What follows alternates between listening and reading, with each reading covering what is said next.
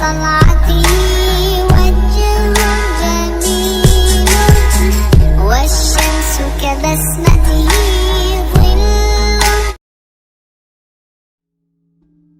Perang Diponegoro.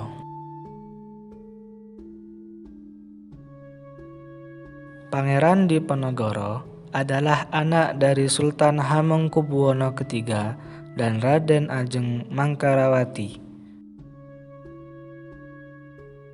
yang memiliki nama asli Raden Mas Ontowiryo. Saat memasuki abad ke-19, banyak budaya barat yang masuk ke Indonesia dan tidak sesuai dengan kebudayaan yang ada. Karena itu, Pangeran Diponegoro berusaha menentang dominasi Belanda yang sangat kejam. Dalam memoarnya, Pangeran Diponegoro berkisah tentang dirinya, mengapa ia melakukan pemberontakan terhadap Sultan Yogyakarta. Pada suatu hari tanggal 21 Ramadan, tatkala sedang bersemedi, ia mendapat perintah dari Ratu Adil. "Hei Ngabdul Kamit, kupanggil kau kemari dan rebutlah tanah Jawa. Bila ada orang yang bertanya, maka dasarnya adalah ayat Al-Quran. Mohon maaf, saya tidak sanggup, saya tidak memiliki prajurit," tutur Pangeran Diponegoro.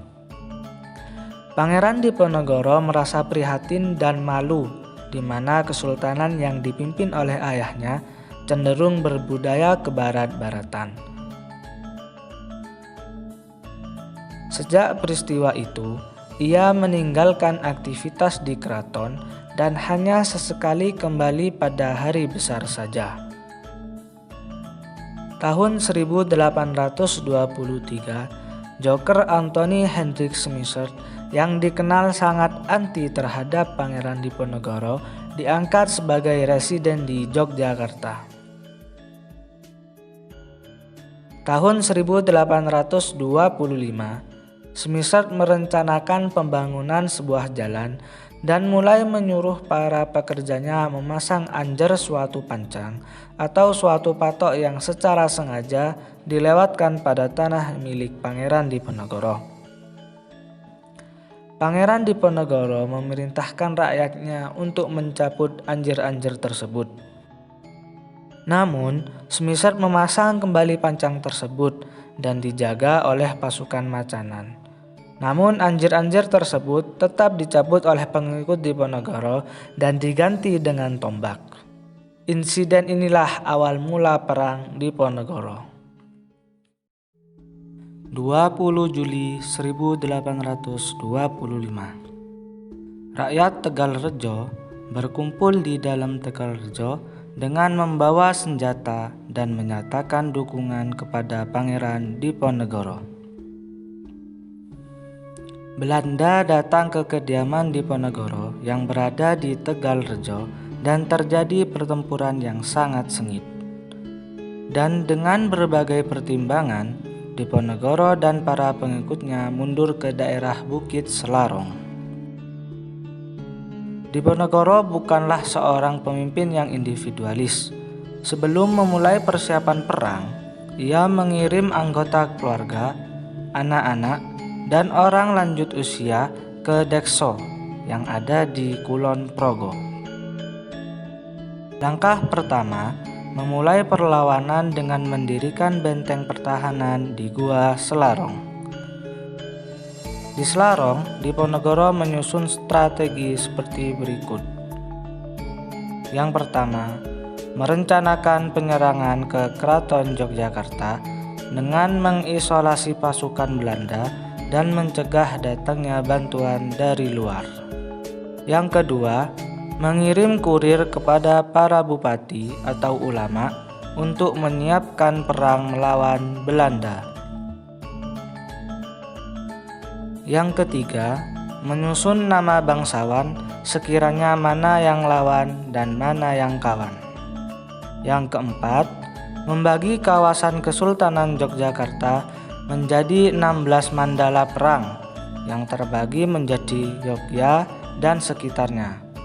Bagelan, Kedu, Lowanu, Kulon Progo, Yogyakarta Utara, Jogja bagian timur, Gunung Kidul, daerah Pleret, daerah Pajang, daerah Sukawati, Gowong, Langon, dan Serang. 3 minggu setelah penyerangan Tegalrejo, pasukan Diponegoro menyerang Keraton Yogyakarta. Hal ini membuahkan hasil, sehingga pasukan Diponegoro berhasil menduduki Keraton Yogyakarta. Pangeran Diponegoro terus mengobarkan semangat perang Sabil, yaitu perang yang membela Islam, dan perlawanan yang dilakukannya berjalan dengan efektif. Sehingga ia memperluas wilayah perang sampai ke Banyumas, Kedu, Semarang, Rembang, dan juga ke arah timur, tepatnya ke Madiun, Magetan, Kediri, dan sekitarnya. Perang yang dikobarkan Diponegoro mampu menggerakkan kekuatan di seluruh Jawa. Hal inilah yang menyebabkan Perang Diponegoro sering disebut sebagai Perang Jawa.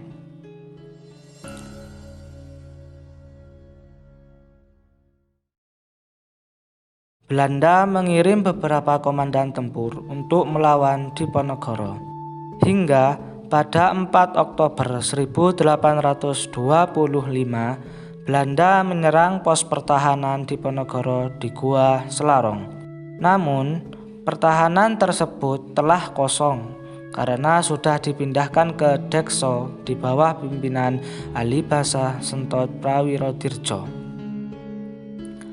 Pangeran Diponegoro menggunakan banyak strategi untuk melawan Belanda, seperti penyerangan langsung yang mengandalkan jumlah pasukan yang sangat besar, menggunakan prinsip perang gerilya, dan strategi perang atrisi atau penjemuan. Dalam melakukan perlawanannya, Diponegoro dan pasukan yang senantiasa bergerak dari pos pertahanan satu ke pos pertahanan yang lainnya. Untuk melawan serangan dari Diponegoro, Belanda akhirnya menggunakan strategi sistem benteng stelsel yang dikemukakan oleh Jenderal de Kock. Secara garis besar, strategi perang ini adalah pada setiap kawasan yang sudah berhasil dikuasai Belanda dibangun benteng pertahanan atau kubu pertahanan. Kemudian dari masing kubu pertahanan tersebut dibangun infrastruktur penghubung seperti jalan dan jembatan. Penggunaan strategi benteng stelsel pada satu sisi berhasil mempercepat peperangan yang banyak sekali menghabiskan biaya. Dengan menjepit kedudukan musuh, sekaligus dapat mengendalikan wilayah yang dikuasai. Dengan strategi ini, perlawanan Diponegoro sedikit demi sedikit dapat diatasi. Para pemimpin yang membantu Diponegoro mulai banyak yang tertangkap. Namun, pasukan di bawah pimpinan Sentot Prawirodirjo berhasil menyerang benteng Belanda di Nanggulan. Penyerangan ini menewaskan Kapten Ingen. Pasukan Belanda dikonsentrasi untuk mendesak dan mempersempit pergerakan pasukan yang dipimpin oleh Sentot Prawirodirjo, dan mencoba untuk mengajak Sentot Prawirodirjo untuk berunding. Namun, ajakan ini selalu ditolak. Hingga akhirnya, Belanda meminta bantuan kepada Arya Prawirodiningrat untuk membujuk Sentot Prawirodirjo, dan hal ini berhasil. Akhirnya, pada tanggal 17 Oktober 1829 ditandatangani Perjanjian Imogiri yang hasilnya: pertama, Sentot Prawirodirjo diizinkan tetap memeluk agama Islam. 2. Pasukan Prawirodirjo tidak dibubarkan dan ia tetap sebagai pemimpinnya. Yang ketiga, Sentot Prawirodirjo dan pasukannya tetap diizinkan untuk menggunakan sorban. Yang keempat, sebagai kelanjutan dari Perjanjian Imogiri ini, pada tanggal 24 Oktober 1829, Sentot Prawirodirjo dan pasukannya kembali ke ibu kota negeri Yogyakarta untuk secara resmi menyerahkan diri. Akhirnya, pada tanggal 28 Oktober 1830, Jenderal de Kock menjemput Pangeran Diponegoro. Pangeran Diponegoro menyatakan bersedia menyerahkan diri kepada Belanda dengan syarat sisa anggota laskernya dilepaskan. Oleh karena itu, Pangeran Diponegoro ditangkap dan diasingkan ke daerah Manado, hingga kemudian dipindahkan ke Makassar, hingga wafatnya di Benteng Rotterdam pada tanggal 8 Januari 1855.